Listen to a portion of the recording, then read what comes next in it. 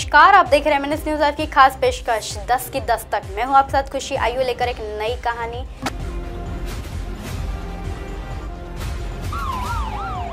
जो है आफ्ताब और श्रद्धा के केस से जुड़ी हुई।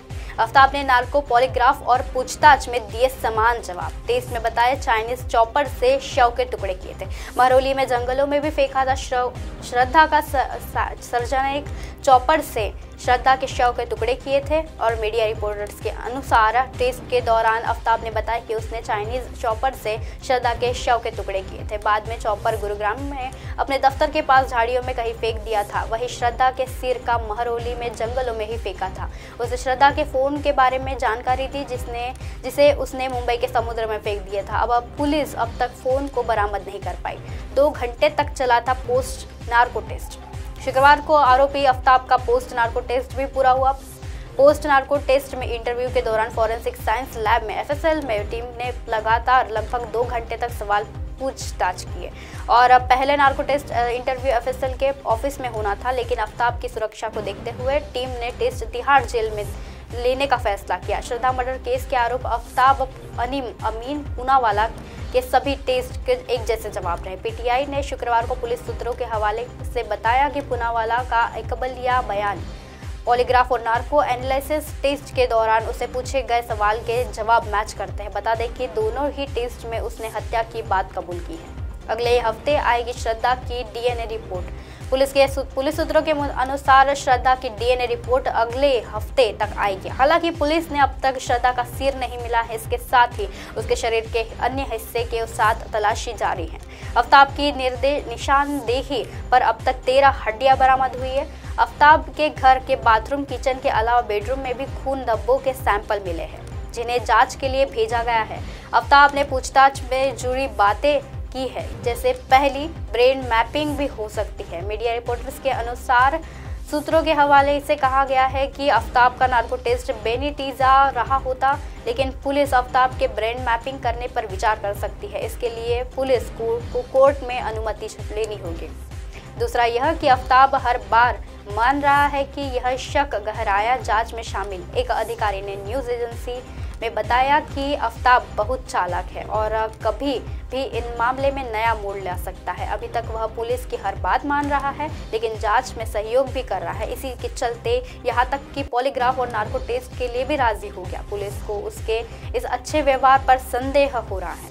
तीसरा यह कि पूछताछ के दौरान आफ्ताब बेहद कॉन्फिडेंट और पुलिस के सूत्रों के जानकारी के अनुसार मिली पूछताछ के दौरान आफ्ताब बहुत ज़्यादा कॉन्फिडेंट था। उन्होंने बहुत तेज़ी से और रिलैक्स होकर जवाब दिया। उसने लगातार यह पहले भी सोच समझ कर जवाब दे सकता था, लेकिन पुलिस को शक भी हो रहा है कि जब सितंबर-अक्टूबर में आफ्ताब मुंबई पुलिस से पूछताछ के लिए बुलाया तो उस वक्त भी श्रद्धा के कुछ बॉडी पार्ट्स उसके पास मिले थे। आफ्ताब श्रद्धा 8 मई को दिल्ली पुलिस 18 को कत्ल। आफ्ताब श्रद्धा का मुंबई से दिल्ली 8 मई को आए थे, लेकिन इसके बाद भी यहाँ पहाड़गंज के होटल में फिर साउथ दिल्ली में रहने वाले लगे थे और इसके बाद साउथ दिल्ली के बाद महरौली के जंगल के पास फ्लैट लिया था। दिल्ली पुलिस के मुताबिक दिल्ली पहुंचने के बाद भी 10 दिन बाद यानी 18 मई को 28 साल की आफ्ताब ने श्रद्धा का मर्डर कर दिया और उसके बाद 35 टुकड़े कर दिए।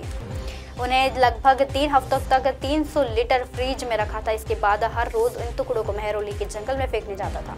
आफ्ताब ने वारदात को पहले अमेरिकी क्राइम शो डिटेक्टर में समेत क्राइम मूवीज शो देखकर 12 नवंबर को गिरफ्तार हुआ था। आफ्ताब ये सब उसने ये मूवीज देखकर किया।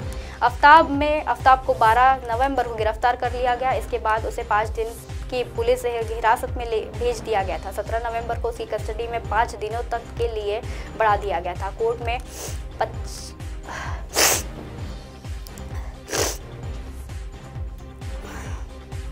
ने फिर 26 नवंबर को उस 13 दिन की न्यायिक हिरासत में भेज। पूर्व सूत्रों के मुताबिक आफ्ताब ने माना है कि श्रद्धा की कत्ल से पहले बॉलीवुड फिल्म दृश्यम देखी थी। उसे पार्ट 2 का भी इंतजार था। FSL सूत्रों के मुताबिक दृश्यम देखकर ही वो मर्डर के बाद एक कहानी गढ़ने की फिराक में था। और अगली बात ये थी कि जिस रूम में लाश के टुकड़े रखे वही सोता था। आरी के साथ उसका हाथ भी काटा था और आफ्ताब ने कत्ल से पहले दृश्यम भी देखी थी और पार्ट 2 का भी उसे इंतजार रहा था। दिल्ली के श्रद्धा वालकर मर्डर केस में रोज नए खुलासे हो रहे हैं। साथ ही हत्या के आरोपी आफ्ताब की दरिंदगी और डरावने चेहरे की कहानी छनकर के सामने आ रही है। इसके बाद भी पुलिस सूत्रों के मुताबिक आफ्ताब जिस कमरे में श्रद्धा की डेड बॉडी के टुकड़े फ्रिज में रखे थे, उसी कमरे में लगातार 18 दिन सोता रहा। पूरी खबर आगे भी है। तीसरी बात यह कि श्रद्धा वैसी लड़की नहीं थी कि श्रद्धा शादी के दबाव में उसे बोला था, दोस्ती बोला। उसके बाद भी जब आफ्ताब रिजर्व रहा और उसके बाद में उसने बताया कि श्रद्धा की लाइफ को समझने के लिए हमने कॉलेज में उसके दोस्त के रजत को से भी बात की थी। चौथी बात ये कि श्रद्धा के टुकड़े तलाश रही पुलिस को भी मिली इंसानी जबड़ा। मुंबई में रहने वाली श्रद्धा के मास मीडिया की पढ़ाई कर रही थी। कॉलेज में दोस्त के गर्ल कहकर बुलाते थे और चार्मिंग गर्ल कहकर बुलाने वाली यह लड़की आज मर चुकी है। वह हमेशा हंसती रहती थी, पिक्स कट बाल रहते थे। वजह उसकी यह कि अलग अलग पहचान की थी। उसने अपने दोस्तों को आफ्ताब के साथ भी घूमते हुए रिलेशन के लिए बताया था और अपने दोस्तों को बताने के बाद भी। अब पांचवी बात ये थी कि पिटने के 5 दिन बाद भी श्रद्धा को अस्पताल लाया गया। आफ्ताब यानी दिल्ली के श्रद्धा वालकर मर्डर केस में श्रद्धा की लाश टुकड़े ढूंढने के दौरान दिल्ली पुलिस ने एक इंसानी को जबड़ा भी उन्हें मिला है। यह जबड़ा श्रद्धा का है या नहीं, ये पता लगाने के लिए डिटेक्टिव की मदद ली गई है और अब पुलिस के जितने मानव अंग बरामद किए हैं उन्हें जांच के लिए फॉरेंसिक लेबोरेटरी श्रद्धा वालकर मर्डर केस में आफ्ताब अभी भी पुलिस को गुमराह कर रहा है, ऐसा माना जा रहा है। दिल्ली पुलिस ने शुक्रवार को माना कि फिलहाल मामले में तफ्तीश जारी है और ठोस सबूत जुटाए जा रहे हैं। हालांकि ऐसे सबूत और गवाह सामने आ रहे हैं जो कि आफ्ताब के बर्बरता की कहानी को साबित कर रहे हैं। ये सबूत कोर्ट में टिक पाएंगे या नहीं, फिलहाल सबसे बड़ा सवाल है। ऐसी खबरें फिर लेकर आएंगे इसी समय इसी जगह। तब तक के लिए देखते रहिए एमएनएस न्यूज़ लाइव की खास पेशकश 10 की दस्तक। नमस्कार।